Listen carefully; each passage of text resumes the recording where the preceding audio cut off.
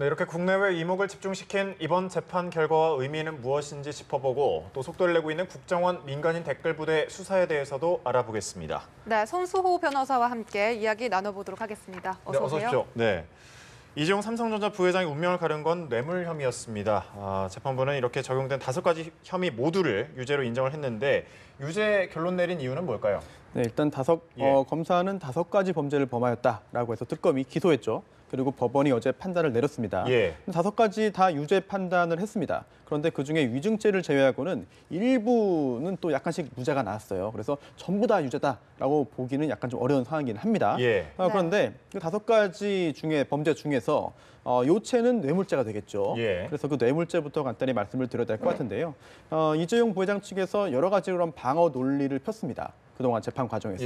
그런데 결과적으로 볼 때 그러한 이재용 부회장 측의 방어 논리가 사실상 전부 다 허물어진 결과가 나왔어요. 첫 번째로 뇌물 관련해서는 대가성이 있어야 됩니다. 인정돼야 됩니다. 그래야만 뇌물죄가 될 수 있는데요. 특검에서는 경영권 승계가 바로 그 대가다라고 주장을 했고요. 반면 이재용 부회장 측은 아니다. 경영권 승계 프레임을 특검에서 만들어낸 것이다. 즉 대가성이 없었기 때문에 뇌물이 아니다라고 주장했는데요. 하지만 어제 법원에서는 이렇게 봤습니다. 경영권 승계 국면에 있었고 또한 그러한 경영권 승계로 인해서 이재용 부회장이 이득을 본 것이다. 그리고 또 박근혜 전 대통령과 최순실 씨가 그러한 점을 알고 있었고 이재용 부회장은 그러한 점을 알면서 이용을 한 것이다. 라는 취지의 판단을 내렸거든요. 그렇기 때문에 첫 번째로 대가성이 인정이 됐습니다. 또한 두 번째로는요. 제3자 뇌물 관련해서는 거기에 더해서 부정한 청탁이 있어야 됩니다. 그런데 이재용 부회장 측은 부정한 청탁을 한 적이 없다. 독대 자리에서도 직접적으로 그런 이야기는 오간 적이 없고 그런 인정할 만한 증거가 전혀 없지 않느냐라고 방어 논리를 폈는데요.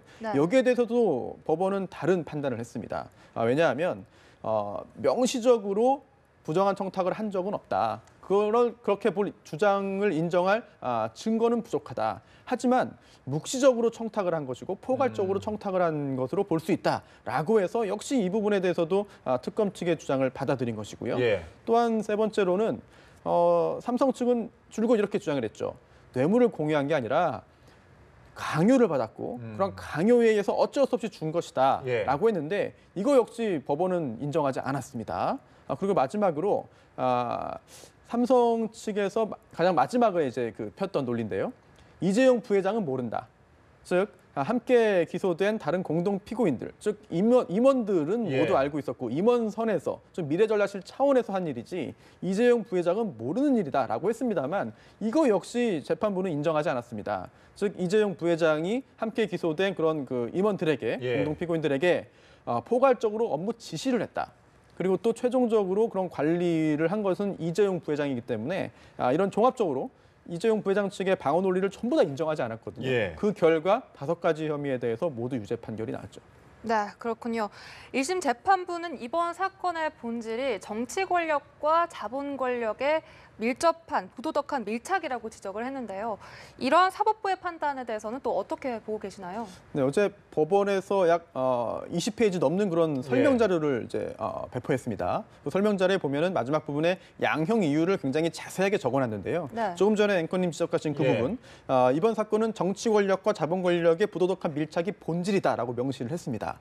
여기에 더해서 그동안 국민들은 대통령이 직무를 성실하게 수행했을 것이라고 기대했는데 그렇지 않은 게 드러났고 또한 삼성이라는 거대 기업 집단이 역시 거기에 편승해서 이런 부도덕한 행위를 했다는 점에 대해서 큰 실망을 할 수밖에 없다라는 부분이 들어가 있습니다.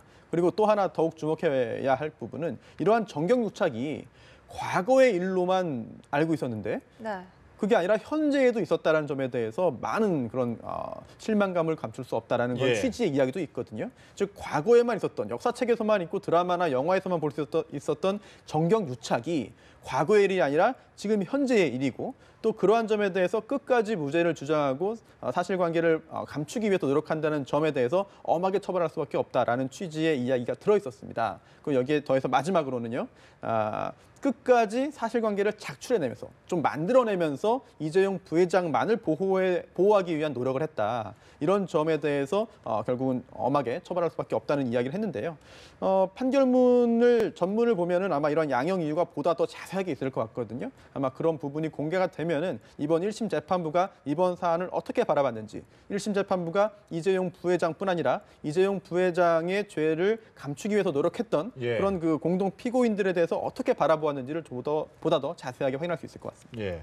그런데 이 부회장의 이 뇌물 혐의가 수동적 뇌물 공여라는 점에서 법리적인 논란이 있다, 이런 소지가 또 지적이 나오고 있거든요. 이건 어떻게 보시나요? 네, 그 부분도 논란이 있을 겁니다. 왜냐하면요, 이재용 부회장 측에서 내세웠던 핵심 논리 중에 하나가 바로 박근혜 전 대통령과 최순실 씨가 강요했기 때문에 그러한 강요에 이기지 못하고 못 이겨서 결국은 범죄에 피해를 당한 것이다, 돈을 준 것이다 라는 그런 논리로 요약할 수 있겠는데요.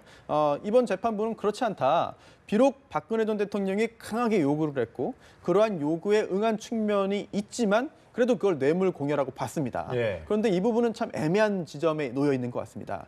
물론 뇌물을 요구한 뇌물 요구가 강요, 즉 강요죄에 해당하는 그런 범죄 행위의 수준에 이르렀고 또한 이재용 부회장이 그러한 강요에 이기지 못해서 돈을 줬다라고 한다면은 이게 과연 뇌물 공여로 볼 수 있겠느냐라고 하는 지점에 대해서 논쟁이 생길 수 있고요. 하지만 박근혜 전 대통령이 강하게 요구, 요청, 권유 등등을 했고 그러한 점을 계기로 해서 생각을 해보니 여기에 응해서 돈을 주면은 내가 대가를 받을 수 있겠구나라고 판단을 해서 뇌물을 건넸다면 뇌물 공여죄가 될 수 있거든요. 따라서 1심 재판이 끝이 아니지 않습니까?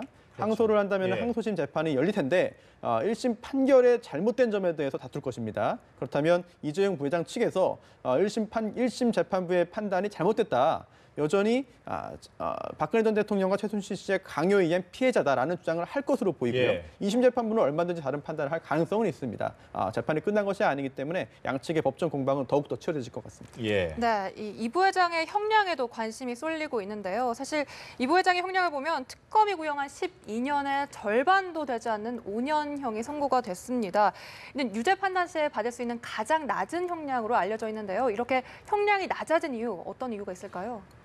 일단 원칙적으로 검사의 특검의 구형은 의견 제시에 불과하기 때문에 법관이 형을 선고할 때 사실 그 참고의 자료에 불과합니다. 따라서 검사의 특검의 구형보다 더 높은 형을 선고할 수도 있는 것이고요. 그리고 또 어제 법원이 자세하게 또 형량 관련돼서 논란이 있을 것을 예상했는지 몰라도 자세한 그런 설명 자료를 또 배포했는데요. 그 설명 자료에 보면은 법원이 선고할 수 있는 가장 낮은 형을 선고한 게 아니라는 게 핵심 요지입니다. 즉 더 낮은 형을 선고할 수 있었지만 5년형을 선고했다고 설명을 했는데요. 네, 해명이라는 표현은 좀 부적절할 것 같습니다. 설명했는데 그 법원 자료에 따르면은요, 법정형을 쭉 설명해 놓고요. 그다음에 처단형이라는 게 있습니다. 그래서 가중이나 감경 등등을 해서 했을 때 이재용 부회장에게 5년 이상 45년 이하의 징역형을 선고할 수 있었다. 그런데 이제 5년 이상이라고 했기 때문에 그럼 5년이 최하 아니냐라고 볼 수 있는데요. 그렇지 않다는 겁니다. 왜냐하면 장량 감경이라는 게 있는데요. 여러 가지 그런 그 재반 요소들을 봐서 판사가 감경할 수가 있습니다. 그게 보통 절반 정도를 할 수 있는데요. 그렇다면은 징역 2년 6월형도 선고할 수 있었다는 겁니다. 그런데도 5년형을 선고했기 때문에 한간에서 이야기하는 그런 최저로 이제 선고한 것은 아니다라고 하고 있는데, 그러면서 이런 설명도 하고 있어요.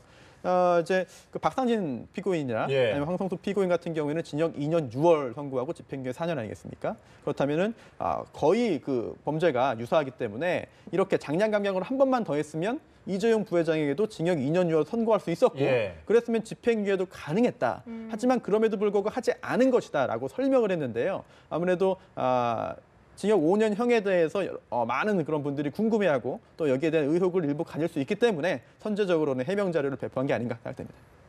앞서 이제 저희가 정경유착 관련해서 얘기를 했는데 청와대 정치권에서는 이번 판결에 대해서 정경유착의 오랜 고리를 끊는 판결이다, 이렇게 평가를 했거든요. 그런데 일각에서는 정치권의 외압, 또 여론몰이가 있었다, 이런 목소리가 있는데 정치적 외압에 대해서는 좀 어떻게 보시나요? 글쎄요. 판결 선고하는 그날 아침까지도 찬반 집회가 있었고요. 특히나 이제 이재용 부회장에 대한 무죄 판결이 선고되어야 한다라는 그런 주장들도 강하게 하는 그런 집회들이 있었죠. 그런데 이 법관은 사실 법리와 증거로만 판단을 합니다. 그리고 또 합리적인 의심의 여지가 없을 정도의 유죄의 확신을 가져야만 유죄 판단을 내릴 수가 있습니다. 그리고 그거는 곧 증거가 존재한다는 얘기거든요. 그렇다면은 이걸 정치적인 판단으로 보자면 끝이 없을 것 같아요. 물론 이번 사건 그리고 또 이번 판결 결과를 가지고 정치권에서 정치적인 공방의 소재로 삼거나 또는 자기 정파, 정당의 이익을 위해 활용할 수는 있겠습니다만 이거는 법원의 판단, 법관의 판단과 직접 결부시키는 것은 위험하지 않나 그런 생각이 들고요. 또 반대로 2심 그리고 또 대법원에서 이번 1심 판단과 다른 결과가 나올 수도 있습니다. 그렇다면 거기에 대해서 또다시 또 정치적인 입장에 따라서 해석이 달라지겠느냐 이런 부분은 좀 위험한 생각이라고 들고 우려가 되고요. 또 하나 헌법재판소가 박근혜 전 대통령에 대한 파면 결정을 한 바 있죠. 그런데 헌법재판과 이번 형사재판은 차이점이 있습니다. 즉 헌법재판은 형사재판과 다른 측면이 있기 때문에 여러 가지 요소를 좀 더 추가적으로 고려한 결과가 나올 수 있지만 가능성이 있지만 형사재판은 그렇게 할 수가 없는 것이고요. 만약 그런 식의 형사재판 이번에 1심 판단이 나왔다고 한다면 2심, 3심 거치면서 얼마든지 결과가 달라질 수 있거든요. 이런 점을 잘 알고 있는 1심 판사가 1심 법관들이 여론에 휘둘려서 또는 뭐 국민 여론들을 봐서 눈치를 봐서 법감정에 휘둘려서 판단을 내렸을 것이다 라고 적어도 저는 생각하지 않습니다. 알겠습니다. 또 이날 또 눈길을 끈 것이 이 부회장의 선고 공판 날 바로 밑에 법정에서는 박 전 대통령의 재판을 받고 있었습니다. 이렇게 이 부회장의 뇌물 혐의가 일부 인정이 되면서 앞으로 박 전 대통령의 재판에도 영향을 끼칠 것이다라는 관측이 많거든요. 어떻게 보고 계십니까? 네, 일단 특검이 기소한 것 중에 공소사실 중에 사실 뇌물 액수라든지 이런 것들은 상당 부분 이제 무죄 판단이 내려졌습니다. 하지만 그래도 중요한 것은 뇌물 공여라는 점에도 유죄 판단을 받았다는 것인데요.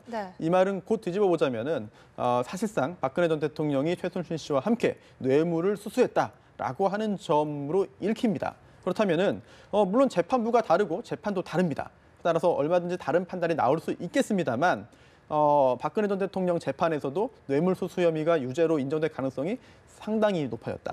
매우 높아졌다라고 볼 수 있는 것인데요. 그 이유가 이번 판결문이 증거로 제출될 것입니다. 그리고 여기에 더해서 사실 증거가 거의 동일합니다. 즉 이재용 부회장에 대한 뇌물 관련된 부분을 판단하기 위해 특검이 제출한 그런 증거와 또 박근혜 전 대통령에 대한 뇌물 수수 여부를 판단하기 위해서 검찰이 제출한 증거가 거의 동일할 것입니다. 그렇다면 같은 증거를 가지고 판단함에 있어서 극과 극의 판단이 나올 가능성보다는 거의 유사한 판단이 나올 가능성이 훨씬 더 높지 않을까 이렇게 예상이 됩니다. 알겠습니다.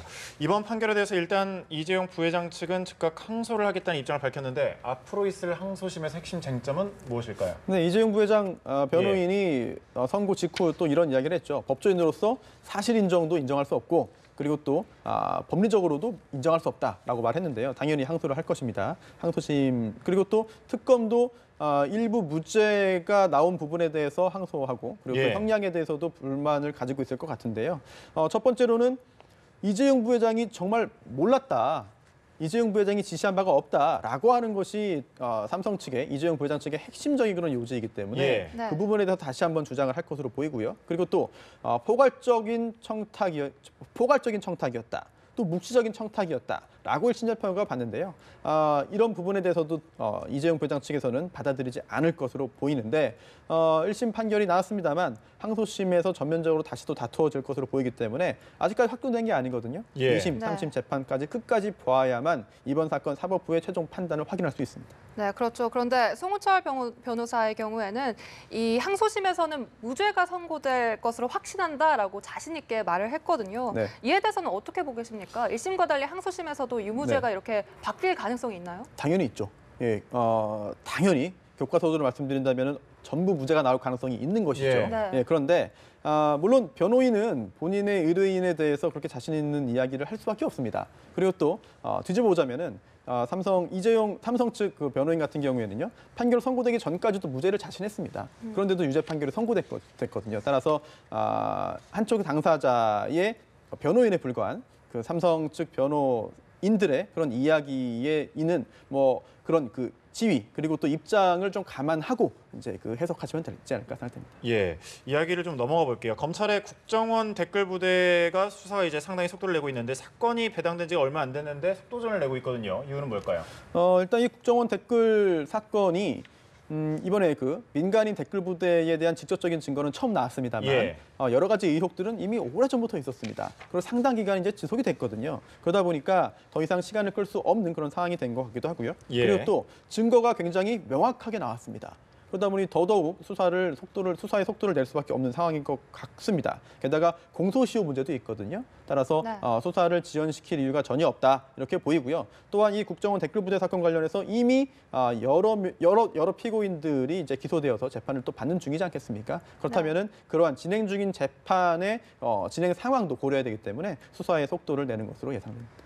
네, 결국 검찰 수사가 이명박 전 대통령을 향할 수밖에 없다라는 관측이 나오고 있는데 이에 대해서는 어떻게 생각하십니까? 그럴 가능성이 매우 높지 않을까 생각이 됩니다. 일단 공소시효도 충분히 남아있는 상황이고요. 더군다나 원세훈 전 국정원장에 대해서도 지금 수년간 재판이 벌어지고 있는 상황입니다. 그렇다면 지금까지는 특별히 드러난 증거가 없기 때문에 이제 이명박 전 대통령에 대해서는 수사가 진행되지 않았습니다만 향후 민간인들에 대한 조사를 하다 보면요, 또 팀장급도 조사가 될 테고 예. 또 위로 올라가다 보면은 어떤 증거, 어떤 혐의점이 나올지 모릅니다. 그렇다면 현재 상간의 의혹 수준으로 이제 제기되고 있는 이명박 전 대통령의 개입 여부 또는 묵인 또는 지시 여부에 대해서도 한 번쯤은 확인을 하고 가야 되지 않을까. 만약에 이명박 전 대통령이 전혀 지시한 바가 없고 예. 억울한 상황이다라고 하더라도 수사를 통해서 명확하게 그런 혐의가 없다, 관여한 바 없다라고 밝혀지는 게 본인을 위해서도 좋지 않을까 생각이 되는데요. 결국은 직접적이든 간접적이든 이제 수사기관의 수사를 피하기는 어려운 상황으로 진행될 가능성이 높아 보입니다. 알겠습니다. 여기까지 듣겠습니다. 손수호 변호사와 함께해봤습니다. 고맙습니다.